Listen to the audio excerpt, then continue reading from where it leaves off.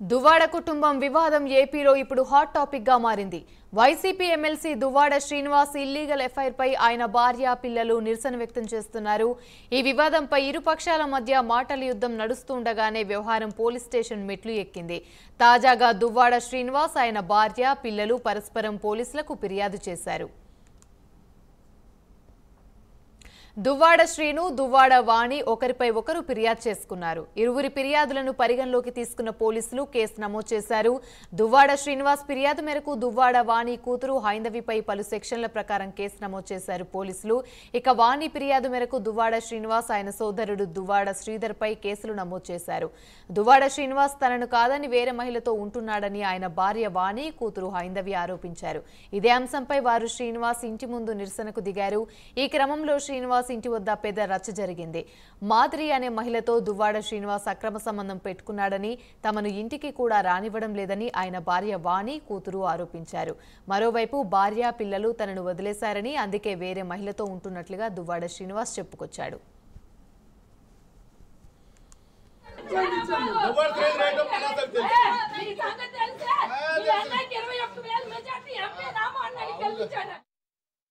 MLC Duvvada Srinivasarao వ్యవహారంలో ట్విస్టుల మీద ట్విస్టులు చోటు చేసుకుంటున్నాయి. దువ్వాడ భార్య వాణి తనపై తప్పుడు ప్రచారం చేశారని ఒప్పుకుంటే దువ్వాడ శ్రీనివాస్ కు దూరంగా ఉంటానని మాధురి తెలిపారు.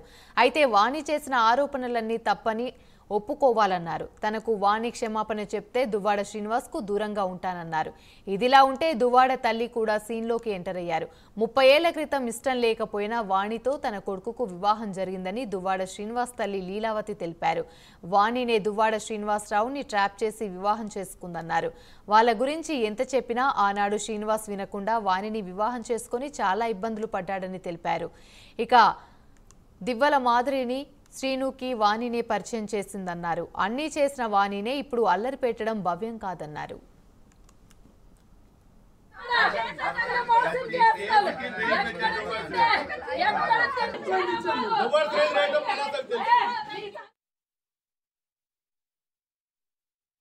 పిల్లలు అక్కడికి వాళ్ళ ఫాదర్ దగ్గరికి వెళ్ళారు. మేము వస్తున్నామని కూడా పిల్లలు మెసేజ్ పెట్టడం జరిగింది. మరి ఏం జరుగుతుందో తెలియదు. పలాసలో కూడా ఒకసారి వెళ్ళారు వాళ్ళ ఫాదర్ కలడానికి.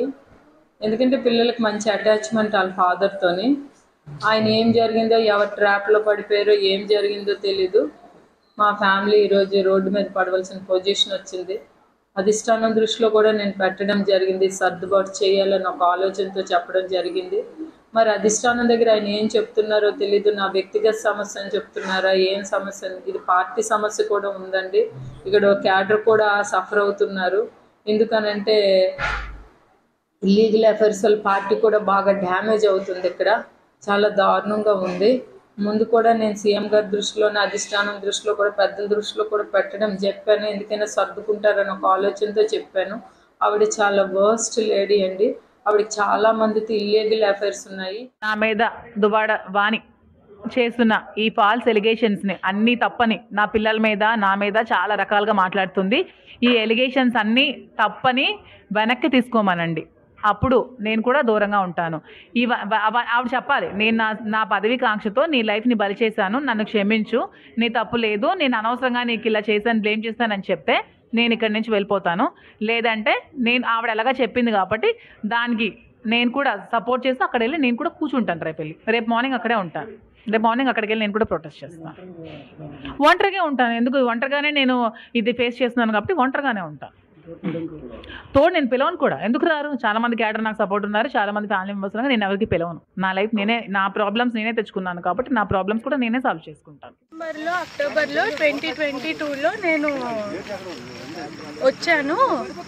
అప్పటికి మాకు నేనేమి దీంతో లేను, మాకేం లేదు అన్నట్టు చెప్పింది కదా.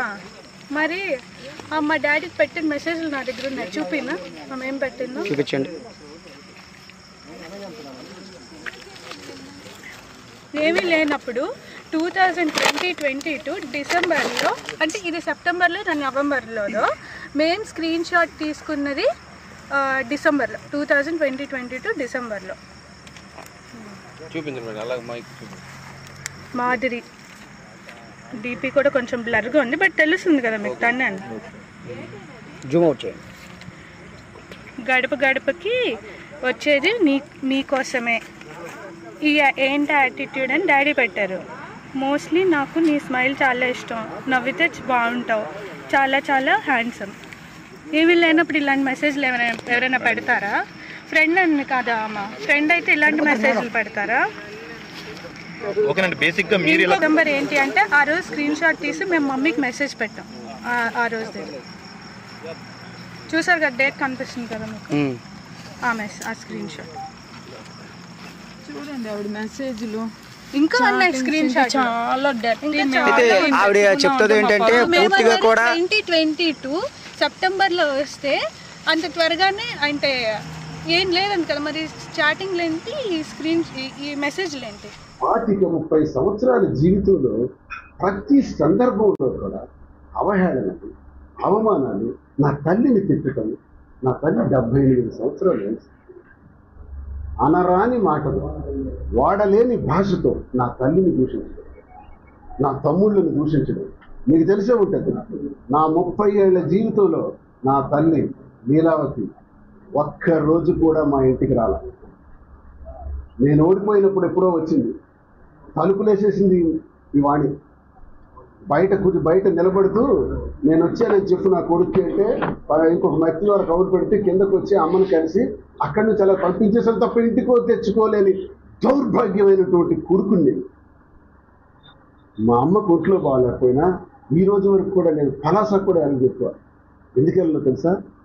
ఒకవేళ మా అమ్మను పరామర్శించడానికి వెళ్తే వారం 10 రోజులు మాకు తిండి నిద్రాహారాలు కూడా ఉండవు. తీవ్రమైన పనిష్మెంట్స్ ఉంటాయి హౌస్లో. శ్రీని గారు నా పెద్ద కుమారుడు, నాకు 3 కుమారులు. అయితే మాకు ఇష్టం లేని పెళ్ళి చేసుకున్నాడు. వాళ్ళేం పెద్ద ఆస్తిపరులు కాదు, వాళ్ళకి ఏమీ లేదు, వాళ్ళ కుటుంబం మంచిది కాదు అని మాకు ఎన్ని తెలిసి పిల్లడికి అంత చెప్పినా పిల్లడికి ట్రాప్లో దింపేసి మా ఇంటికి తనే స్వయంగా 5 సార్లు వచ్చేసి చేసుకోకపోతే చచ్చిపోతానని బెదిరించి చేసుకున్న తర్వాత ఇంకా నిత్యము ఈ 30 ఏళ్ళు నరకయాతన, బాధ, రోజు కొట్టుకోవడం, తన్నుకోవడం, బట్టలు చింపేయడం, అన్నీ విసిరియడం, కత్తులతో విసిరియడం, గ్లాసులు విసిరడం, చెంబులు విసిరడం. ఒక దురగా చేసింది ఆవిడకి ఎప్పుడు పదవికాంక్ష, సూట్ కేసులతో డబ్బు. ఎవరైనా భర్త పైకి వస్తే, భర్త బాగుంటే భార్య సంతోషిస్తారు. అలా కాదు, ఈవిడ తండ్రి ఒక వార్డు మెంబర్ కూడా కాదు. అరే మా నాన్నగారికి ఏంటి లేదు, ఈయనంత పైకి వెళ్ళిపోతాడా అని దానికి ఒక కక్ష.